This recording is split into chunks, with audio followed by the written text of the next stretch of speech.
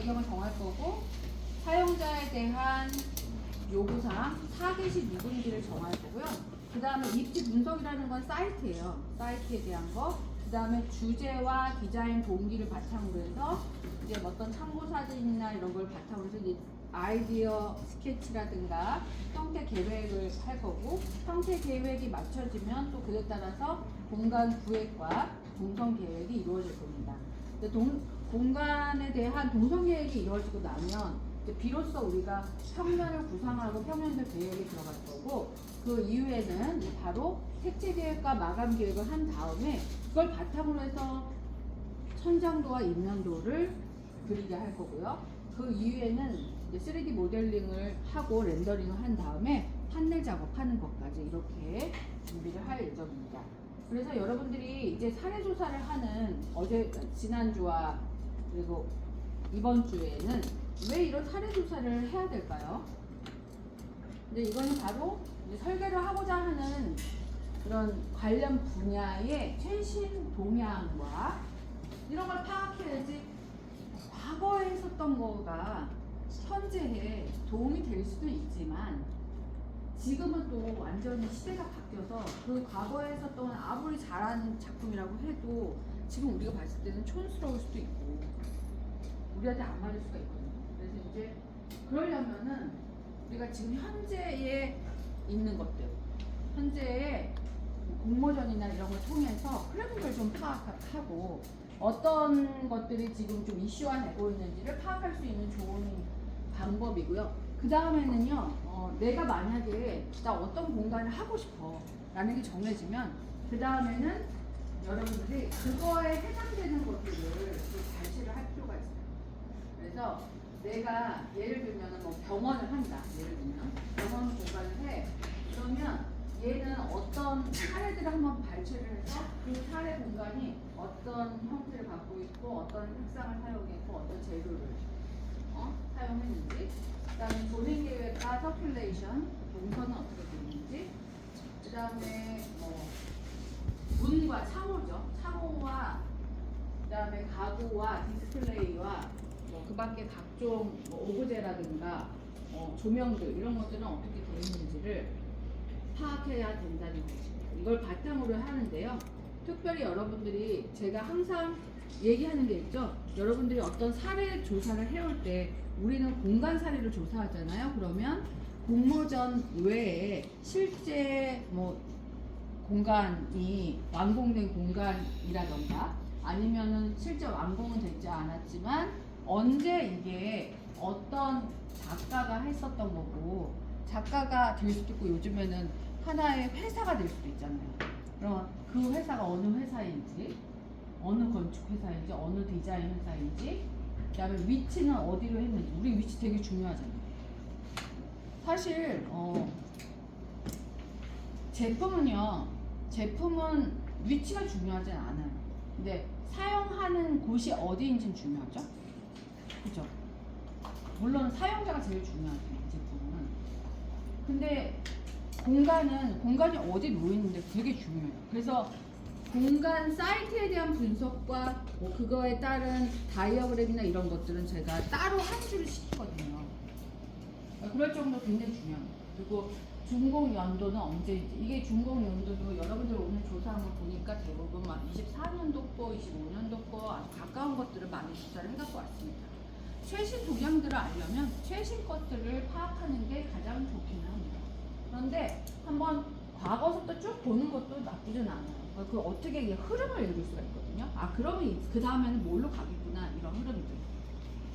그래서 그런데 이제 중요한 것도 이게 어디에서 발췌한 것인지 이거 되게 중요해요. 요즘같이 비슷하게 하는 거 너무 많고 AI가 하는 거 되게 많고 하는 요즘 시대에는 도대체 어디에서 이거를 갖고 왔는지에 대한 것이 확실하게 좀 기록을 해줘야 됩니다. 그래서 여러분들이 다음 주에 할 거는 이번 주 아니야, 이번 주 가지 아니야? 교수님 이거 다음 주에 이렇게 많은 거를 한꺼번에 해보라고요? 막 이러다가 이제 흐름을 알게 하려고 그러는 거야. 다음 주에 디자인 배경에 대한 설명을 할 거야. 다음 주는 요거를 과제를 내줄 거거든요. 근데 미리 알고 있으면 좋죠. 뭐가 하겠구나 디자인의 시작을 어떻게 할 것인지 그리고 어떤 주제를 정할 거지 어떤 공간을 할 거지 이게 왜 필요하지 이 공간이 그런 거에 대해서 사실에 근거한 소재 객관성이나 보편성이나 타당성 아까 얘기했듯이 이런 것들이 분명하게 있는 그런 주제를 설정을 하는데 이 주제를 설정할 때 이 주제라는 거는 어떤 공간을 얘기하거든. 근데 이게 도대체 왜 필요한지가 되게 중요하다는 거예요. 그래서 어떻게 디자인을 전개할 건가? 그 다음에 이 문제들이 뭐가 있는데 지금 사회적으로 이런 문제들이 있는데 이거를 어떻게 풀어줄 건가? 공간 안에서 프로그램으로 풀어줄 수도 있어요. 예를 들면 나는 뭐 약간 어렸을 때 뭐 폭행을 많이 당했었던 그런 경험을 갖고 있는 사람이라 트라우마를 갖고 있어. 근데 이 사람을 치료해주고 싶어. 그렇다면 그 사람이 이 공간에 들어갔을 때 공간 자체로 뭔가 이걸 풀어줄 건가? 아니면 뭐 직접적으로 뭐 상담소가 있고 뭐가 있고 이렇게 기능을 수행하는 공간을 거치면서 내가 이걸 해결해 줄 건가? 응? 그런 부분들로 방향이 달라지게 되겠죠. 그래서 어쨌든 논리적이고 명확한 방향을 제시해 주는 게 중요합니다. 그 다음에는 여러분들이 사용자에 대한 것들을 타겟을 정하게 할 겁니다. 사용자 요구 사항이 여러분들 짐작해서 할 수도 있을 거고 아니면 내가 직접 인터뷰를 할 수도 있을 거고요. 혹은 사용자를 연대를 정할 수도 있을 거예요. 내가 아주 타겟을 딱 정하고 시작할 수도 있고 아니면 제 공간은 누구나 와서 즐길 수 있는 공간이에요. 근데 타겟 도대체 누구인지 모두인지 아니면 소수의 누구인지 아니면 아주 특정 무슨 연구자인지 다 달라질 거예요. 그래서 여기까지 다음 주에 이렇게 진행이 될 거고 이번 주 과제는 사례조사 한 번 더 해보세요. 사례조사 한 번 더 해보는데 이렇게 한번 봅시다. 이번에 그러니까 공모전을 보면서 좀 뭘 느꼈어요? 어떤 걸 좀 느꼈어요?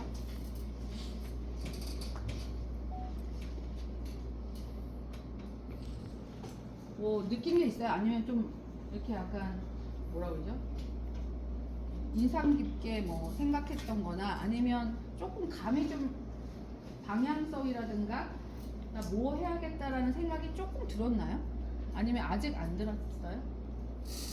아직 안 들어도 돼요. 다음 주까지는 정합시다. 네. 그래서 좀 더 고민해보세요. 좀 더 고민해보시고 대략적으로 정해보세요. 제가 주제를 한번 이렇게 쫙 줬었죠. 이 주제 줬었죠. 그래서 이제 이렇게 우리가 이 내용 가지고서 항상 했었어요. 제가 이거는 쫙 보니까 그렇더라고요. 제가 항상 이거를 정리한 거는 이번에 정리한 거고요. 작년에 정리한 거고 보니까 여기 안에 대부분 다 들어가요. 아마 여러분들 조사한 것도 이 안에 아마 다 들어갈 거예요. 나는 어떤 바운드로 이걸 가져온가 한번 생각을 해보세요. 이건지 헷갈리는 사람들은 한 2개 정도로 해가지고 한번 생각을 해보시고 여기에 해당되는 거 딱 하나를 정하든가 아니면 2개를 정해서 사례 공간을 한 3개? 너무 많아? 할 수 있지? 너무 많아? 짝수가 좋아요. 2개 이상 2개 이상 3개로 여기 해갖고 왔는데 2개 이상으로 그래서 한번 준비해보자. 그래서 여러분들이 현 시대 이슈를 한번 먼저 생각을 해봐. 지금 어떤 게 문제가 되고 어떤 정말 전쟁도 너무 많이 일어나고 그런 게 이슈가 될 수도 있어. 그런 걸로 출발을 할 수도 있어. 그다음에 요즘에 우리나라 주식이 막 장난 아니고 알아 너희들? 네. 주식 하고 있어? 네. 조금씩 해. 아르바이트 하면 그냥 다 써버리지 말고 주식에 조금씩 투자해. 네.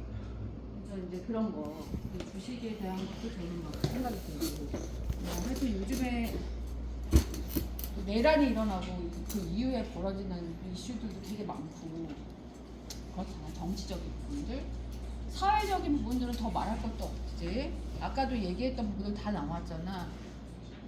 학생들이 점차 없어지고 있어. 우리 너희들 밑에 지금 학년들 봐봐. 20명도 안 돼. 다 풀로 해서 지금 막 편입하고 이런 학생들까지 하면 사실은 20명인데 걔네들 다 2학년으로 내려버렸단 말이야. 3학년 얼마 안 돼. 그래서 아무튼 그런 상황이라는 거지. 이렇게 점점 줄고 있어.